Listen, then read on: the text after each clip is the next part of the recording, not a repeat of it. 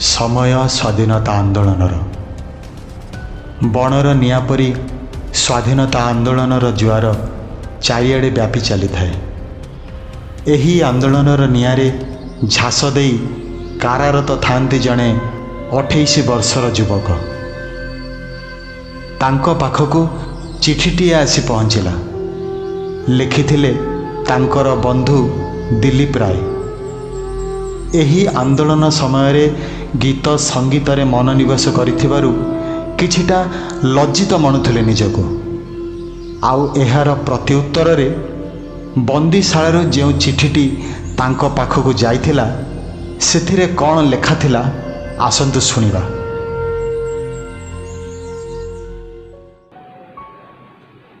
प्रिय दिलीप, केबे भी भाबिबनी जे मोर दृष्टिभंगी संकीर्ण। सबुठारु बेसी संख्यक लोक समस्त सुविधा सुजोग पांतु मु एही तत्व रे विश्वास करे। किंतु सुजोग सुविधार अर्थ मु केवल निर्छक पार्थिव जिनिसर कथा कहूनी। अर्थनीतिज्ञ माने कहि पारंती जे कोनोसी काम हुए तो फलप्रद अथवा मूल्यहीन। केउ कामटी मूल्यवान बा केउटी मूल्यहीन सेथिपाई तुमुल जुक्तितर्क लगी पारे। विभिन्न धरणर सूक्ष्म कलात्मक कार्य को मु केबे भी अदरकारी मन करे ना। दर्शन संपर्क रे गभीर भाव में चिंता भावना करिबा हेउ अथवा आध्यात्मिक चर्चा हेउ मु एगुडी को मूल्यहीन बोली विचार करे ना। सत कहिबाकु गले मु जणे कलाकार नहीं, किंतु एहार अर्थ नुहे जड़े साधारण लोक भाव में मु कला को उपभोग करि पारे ना। जड़े जानिबा सुनिबा लोक पक्षरे कलार भाव को हृदयंगम करिबा पई जहा आवश्यक ताहा आयत्त करिबा खूब किछि कष्ट काम नहीं।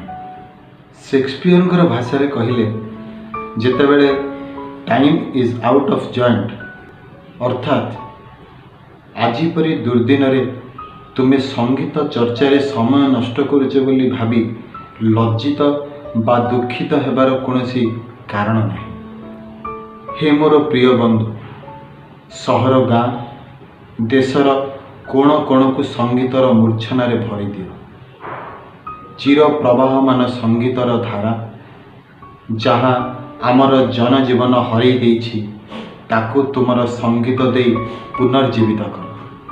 संगीत जहार हृदय को स्पंदित न करे, जहार जीवन रे संगीतर धारा प्रवाहित हेउ न थाए, सीए जीवन रे केबे भी बड़ काम किछि करि परिबनि। स्कॉटिश दार्शनिक कार्लाइल कहूथिले जहार रक्त रे संगीत नाही से जे कोनोसी अपकर्म करि पारे।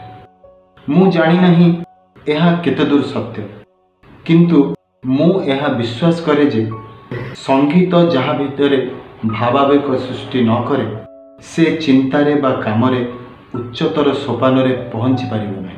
आमे चाहू जे आनंदर अनुभूति आमर प्रत्येकटी रक्तबिंदु को चलचंचल कर दे।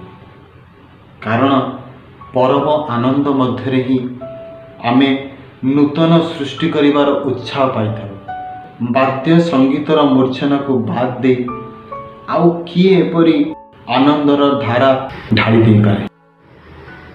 खाली सेतिक संगीतर रस केमिति समस्त पाखे पहुँची पारिबो से विषय कौन लिखिथिले आसंतु सुनिबा।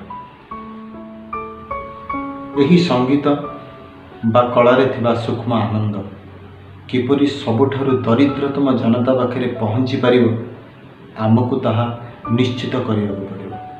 एहा मध्य सत्य संगीतर उच्चतर गवेषणा सबुबेले अल्प किछि खूब दक्ष लोकंक भितरे ही सीमित, किंतु एहा सहित ताल देई संगीत को साधारण मनुष्यर भावागत खोराक भाव में परसी देवाकू पड़िबो। जेपरि आवश्यक गवेषणार अभाव रे कला और संगीतर उच्चतर चिंतार विकास होई पारे नाही, सेहीपरि साधारण मनुष्यर जीवन और आत्मारू विच्छेद घटिले बा सेमानंक पई ଦୁଷ୍ପ୍ରାପ୍ୟ ହୋଇଗଲେ କଳା ଓ ସଙ୍ଗୀତ ଝାଉଁଳି ପଡ଼ିବାକୁ ବାଧ୍ୟ ହେବ।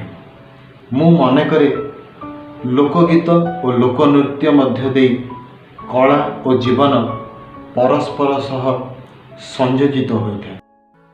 ଯଦି ଆମର କଳାକାର ଓ ସଙ୍ଗୀତକାରମାନେ ଜୀବନ ସହ କଳାକୁ ସଂଯୋଜିତ କରିବାରେ ସଫଳ ନ ହେବେ, ତେବେ ସମାଜରେ ଭାବାଗତ ଦାରିଦ୍ର୍ୟତା ବିରାଜମାନ କରିବ। ଲୋକଗୀତ ଓ ଲୋକନୃତ୍ୟ ଦୃଷ୍ଟିରୁ ବର୍ମା ଗୋଟିଏ ଅତି ସୁନ୍ଦର ଦେଶ। ବର୍ମା, ଯାହାକୁ ଆମେ ଏବେ ମିଆଁମାର ବା म्यांमार ବୋଲି କହୁ। ଦେଶୀୟ ନାଚ ଓ ଗୀତ ଏଠାରେ ଖୁବ୍ ଜୋରସୋରରେ ଚାଲେ। ଏହା ଅପହଞ୍ଚ ଗ୍ରାମାଞ୍ଚଳକୁ ମଧ୍ୟ ବ୍ୟାପିଥାଏ ଓ ହଜାର ହଜାର ଲୋକ ଏହାକୁ ଉପଭୋଗ କରନ୍ତି। ଏହି କଳା ହୁଏତ ଖୁବ୍ ଉନ୍ନତ ନ ହୋଇପାରେ, କିନ୍ତୁ ସାଧାରଣ ନିରକ୍ଷର ଲୋକଙ୍କୁ ମଧ୍ୟ ଖୁସି କରାଇବାରେ ଏହାର ଯେଉଁ କ୍ଷମତା ତାହା ମୋତେ ଅଭିଭୂତ କରିଛି। ମୁଁ ଶୁଣିଛି ସେମାନଙ୍କ ନାଚ ମଧ୍ୟ ଖୁବ୍ ସୁନ୍ଦର। ଆହୁରି ମଧ୍ୟ କଳାର ଚର୍ଚ୍ଚା ସେମାନଙ୍କ ଭିତରେ ଅଳ୍ପ କିଛି ସାମ୍ଭ୍ରାନ୍ତଙ୍କ ମଧ୍ୟରେ ସୀମିତ ନୁହେଁ। ମୁଁ ମନେ କରେ ଏହା ସମ୍ଭବ ହୋଇଛି ଯେହେତୁ ବର୍ମାରେ ଜାତି ପ୍ରଥା ନାହିଁ, ତେଣୁ କଳା ସର୍ବତ୍ର ପହଞ୍ଚି ପାରିଛି। ଅନ୍ୟପଟରେ ଲୋକଗୀତ ଓ ଲୋକନୃତ୍ୟର ଏହି ଦେଶରେ ଖୁବ୍ ଚାହିଦା ରହିଛି।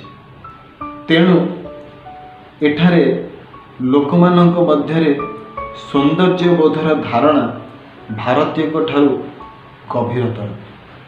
ଇତି ତୁମର ପ୍ରିୟ ବନ୍ଧୁ ସୁଭାଷ। ଏ ସୁଭାଷ ଆଉ କେହି ନୁହନ୍ତି, ଆମର ପ୍ରିୟ ନେତାଜୀ ସୁଭାଷ ଚନ୍ଦ୍ର ବୋଷ, ବୀର ସଂଗ୍ରାମୀ ନେତା, ଆଜାଦ ହିନ୍ଦ ଫୌଜର ସେନାନାୟକ ତଥା ମୋତେ ରକ୍ତ ଦିଅ ମୁଁ ସ୍ୱାଧୀନତା ଦେବି ର ଦୁର୍ଦ୍ଦଶ ଡାକରା ଦେଇଥିବା ଏହି ଲଢ଼ୁଆ ଯୋଦ୍ଧାଙ୍କର ହୃଦୟତନ୍ତ୍ରୀ ଯେ ଗୀତ ସଙ୍ଗୀତର ଝଙ୍କାରରେ କିପରି ପ୍ରତିଧ୍ୱନିତ ହେଉଥିଲା, ଏ ଚିଠି ତାହାର ଏକ ବିରଳ ନମୁନା। ଦେଶଠାରୁ ବହୁ ଦୂରରେ ମଧ୍ୟ ବର୍ମାର ମ୍ୟାଣ୍ଡେଲା ଜେଲରେ ନେତାଜୀ 1925ରୁ 1927 ମସିହା ପର୍ଯ୍ୟନ୍ତ ପ୍ରାୟ 2 ବର୍ଷ ଧରି ବନ୍ଦୀ ଥିଲେ। ଏହି ଚିଠିଟି ସେହି ସମୟ ଯାହା ନେତାଜୀ କଲେକ୍ଟେଡ୍ ୱାର୍କସ୍ ଭଲ୍ୟୁମ୍ 3ରେ ସ୍ଥାନିତ। ଏହା ନେତାଜୀଙ୍କ ଜୀବନର ଖୁବ୍ କମ୍ ଆଲୋଚିତ କିନ୍ତୁ ଗୁରୁତ୍ୱପୂର୍ଣ୍ଣ ପୃଷ୍ଠକୁ ଉଜାଗର କରିଛି। ଆଜି ବି କଳା ସଙ୍ଗୀତ ଚର୍ଚ୍ଚା କରୁଥିବା କଳାକାର ହୁଅନ୍ତୁ ବା ସାଧାରଣ ଲୋକ ହୁଅନ୍ତୁ, ଏ ଚିଠିରୁ ନିଜ ପାଇଁ ନୂଆ ଉପାଦାନ ଖୋଜିପାରିବେ ବୋଲି ଆମେ ଆଶା କରୁଛୁ। ଗୀତ ଶୁଣନ୍ତୁ, ଗୀତ ଶିଖନ୍ତୁ, ଗୀତ ଗାଆନ୍ତୁ। ନମସ୍କାର।